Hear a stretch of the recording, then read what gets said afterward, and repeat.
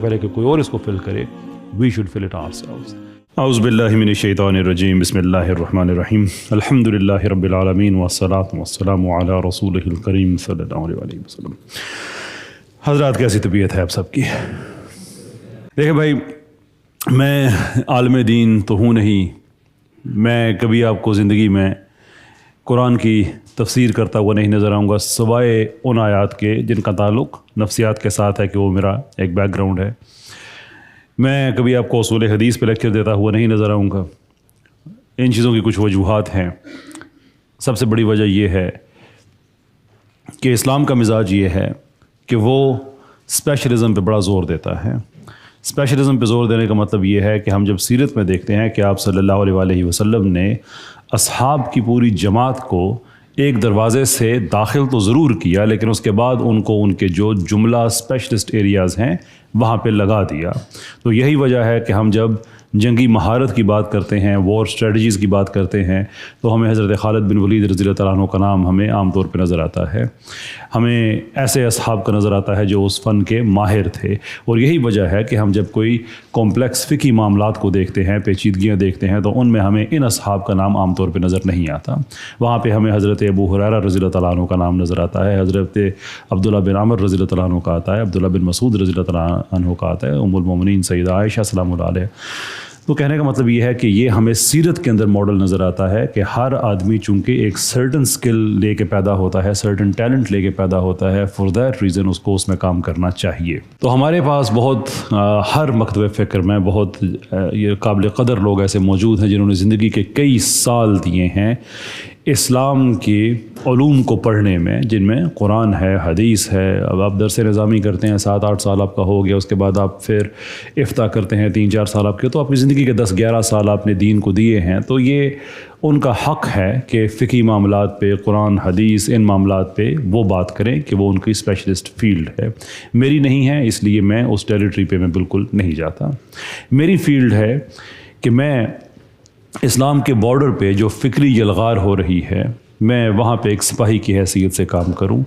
तो मेरा मज़मून सेकुलरिज़म है, फॉर दैट रीज़न फेमिनिज़म है, लिबरलिज़म है, मार्क्सिज़म है, और साथ ये कि अपने मुसलमान बहन भाइयों को ये बताना कि जिस इस्लाम के गलबे की ग्लोरी की हम बात करते हैं, और गलबे से हम ये मुराद भी नहीं लेते, मैं जुमला अपना अधूरा छोड़ के मैं इसकी वजाहत कर रहा हूँ कि इस्लाम के गलबे से हम ये मुराद नहीं लेते कि हमने बज़ोर ताकत सबको मुसलमान करना है। ये काम आप सल्लल्लाहु अलैहि वसल्लम ने ख़ुद नहीं किया, ये काम हम भी नहीं करेंगे। दावत है, ख्वाहिश है, ज़रूर है, वो अपनी जगह पे एक चीज़ है। लेकिन हम जब गलबे की बात करते हैं तो उसका मतलब ये है कि मुसलमानों की बस्तियों पे, मुसलमानों की जहाँ जहाँ तहज़ीब है, वहाँ पे इस्लाम गालिब हो, ना कि ऐसा हो कि हम कलमा किसी और ज़ात का पढ़ रहे हों और निज़ाम किसी और हस्ती का हमने लिया हुआ हो। ऐसा नहीं, इस्लाम एक मजमूई तौर पे होलिस्टिक सिस्टम है। फॉर दैट रीज़न हमने इसको होलिस्टिक तरीके से ही समझना है। ये है बेसिकली मेरा मजमून। तो मैं इस्लाम के बारे में बात करते हुए बिल्कुल आपसे कहूँगा कि नमाज दीन का सतून है। एक मोमिन और एक आदमी जो मोमिन नहीं है, हदीस की रोशनी में उसके दरमियान ख़त फासिल खींचने वाली चीज़ नमाज है, रोज़ा है, बाकी इबादात हैं ऑफ कोर्स। लेकिन समहाउ बहुत अरसे से हम चूँकि नस्ल दर नस्ल मुख्तलिफ़ तबक़ों की ग़ुलामी में रहे हैं बहैसियत उम्मत। मैं सिर्फ पाकिस्तान के मुसलमानों की बात नहीं कर रहा, मैं सेंट्रल एशिया के मुसलमानों की भी बात कर रहा हूँ, अफ्रीका के मुसलमानों की बात कर रहा हूँ। बहैसियत उम्मत चूँकि हम किसी न किसी और गासिब की गसब में रहे हैं, हम ग़ुलामी में रहे हैं, इसलिए हमने इस्लाम के एंट्री पॉइंट को इस्लाम का लास्ट पॉइंट समझ लिया कि इस्लाम का एंट्री पॉइंट ये है कि आपने ला इलाहा इल्लल्लाहु मुहम्मदुर रसूलुल्लाह सल्लल्लाहु अलैहि वसल्लम, और उसके बाद कुछ इबादात हैं जो आपने करनी हैं। यहाँ से आप इस्लाम में दाखिल हो गए हैं, जिसमें नमाज है, रोज़ा है, बाकी चीज़ें हैं। तो ये तो इस्लाम में सिर्फ दाखिला है। इस्लाम यहाँ पे ख़त्म तो नहीं होता, यहाँ से तो शुरू होता है। इसके बाद आगे इस्लाम बाकी जाता है, क्योंकि अब हम फिर डेफिनेशंस में जाते हैं कि क्या ला इलाहा इल्लल्लाह का मतलब ये है कि नहीं है कोई इबादत के लायक सिवाय अल्लाह अज़्ज़ा वजल की ज़ात की। क्या इसका यही मतलब है? अब दुनिया की कोई भी अरबी ग्रामर उठा के देख लें कैसा भी, तो आपको ये मतलब उसमें ज़रूर मिलेगा कि कोई भी ذات اس لائق نہیں ہے کہ اس کی عبادت کی جائے سوائے اللہ عز و جل کی ذات کے. تو گرامر کے اعتبار سے تو یہ جملہ بالکل ٹھیک ہے، لیکن کیا اس کا یہی مطلب ہے؟ صرف اس کا کوئی اور مطلب نہیں ہے؟ یہ ہے وہ مقدمہ جو آپ کے سامنے رکھنے کے لیے آج میں حاضر ہوا ہوں کہ اللہ عز و جل جب کہتے ہیں کہ مومنین تم کہو لا الہ الا اللہ، تو اس کا مطلب صرف یہ نہیں ہے کہ اللہ کے سوا کوئی عبادت کے لائق نہیں ہے، بلکہ اس کا حقیقی مطلب یہ ہے کہ کوئی نظام اس لائق نہیں ہے جسے اللہ کے نظام کے علاوہ فالو کیا جائے. وہ پورا نظام ہے، اس میں حلال حرام ہے، اس میں مکروہات ہیں، اس میں جن چیزوں کی حوصلہ افزائی کی گئی ہے وہ آپ کے سامنے ہیں، وہ چیزیں جو حرام نہیں ہیں لیکن جن کی حوصلہ شکنی کی گئی ہے وہ آپ کے سامنے ہے. ایک ہولسٹک سسٹم ہے. تو جب اللہ عز و جل قرآن میں آپ سے کہتا ہے کہ دین میں پورے کے پورے داخل ہو جاؤ، تو کیا اس سے مراد صرف یہی ہو سکتی ہے کہ نمازیں 5 وقت کی پڑھنی ہیں، روزے سال میں 1 مہینے کے رکھنے ہیں، افورڈ کرو in terms of finances and health, تو زندگی میں ایک دفعہ حج ضرور کرو؟ کیا وہ پورے کے پورے داخل ہونے کا یہ مطلب ہے؟ اگر یہی مطلب ہوتا تو پھر ہمیں سیرت کے اندر جو 23 سال کا ایک پروفیٹک انٹرپرائز ہم دیکھتے ہیں، اس میں ہمیں انہی چیزوں پہ ہی ہمیں فوکس ملتا آپ صلی اللہ علیہ وسلم کا.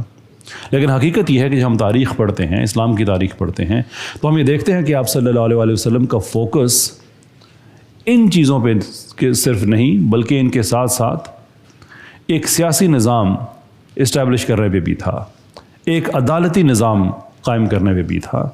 صحابہ کو جج بنا کے مختلف علاقوں میں بھیجا جاتا تھا تو ان کو ٹرمز اینڈ کنڈیشنز بتائے جاتے تھے کہ فیصلہ کیسے کرنا ہے.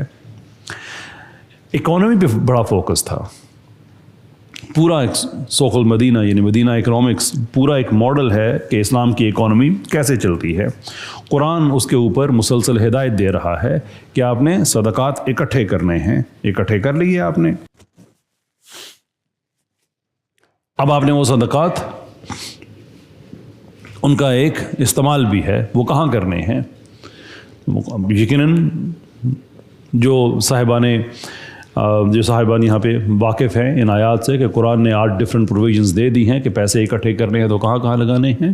کسی کے تالیف قلب کے لیے کہ کوئی ایسے لوگ ہیں کہ جو اسلام میں تو آنا چاہتے ہیں لیکن ان کے اسلام میں آنے کی ان کو جو سزا ملی ہے وہ یہ ہے کہ ان کا سوشل بائیکاٹ کیا گیا، ان کے بزنس تباہ کیے گئے، ان کی زمینوں پہ قبضے کیے گئے، ان کو گھر سے نکالا گیا. تو ٹھیک ہے، کچھ اماؤنٹ آپ ان کی تالیف کے لیے رکھیں. فی سبیل اللہ کتنے کام ہے؟ فی سبیل اللہ ایسا کام ہے کہ ریاست کی جتنی بھی ڈیوٹی ہے وہ بیسیکلی اللہ کی راہ میں ہوتی ہے، اس لیے کہ حکمران کے پاس حکومت ایک امانت ہے اور اس نے اللہ عز و جل کے دیے ہوئے قوانین کو اپلائی کرنا ہے، جس میں اس چیز کو انشور کرنا ہے کہ کوئی ضرورت مند بھوکا نہ سوئے، کوئی حاجت مند ایسا نہ ہو کہ مسلم حکومت کے اندر رہتے ہوئے اس کی بنیادی انسانی ضرورتیں پوری نہ ہو رہی ہوں. تو حکومت فی سبیل اللہ کی پروویژن میں جو کچھ کرے گی وہ ساری کی ساری ایکچولی پبلک بینیفٹ کے کام ہیں. پل تعمیر کرنا کہ لوگوں کو تکلیف نہ ہو، دریا ہے تو دور سے ان کو نہ پار کرنا پڑے. سڑک کی مرمت کرانا کہ اسلام بتاتا ہے کہ رستوں کے کیا حقوق ہیں. حدیث میں ہے رستوں کے حقوق، وہ رستے ہوں گے تو ان کے حقوق ہوں گے نا. آپ کو بتایا جاتا ہے کہ جب آپ نے رستوں پہ بیٹھنا ہے تو کیسے بیٹھنا ہے، آپ نے رستوں کو استعمال کرنا ہے تو کیسے کرنا ہے. ٹریفک لائٹس کسی مسلمان نے انٹروڈیوس نہیں کی، لیکن ٹریفک لائٹس ویری مچ شریعت اسلام کا جو رستوں کے حقوق کے حوالے سے جو چیپٹر ہے یہ اس کا حصہ ہیں کہ سب کو سب کا حق ملے، کسی کا حق آپ نے نہیں مارنا ہے.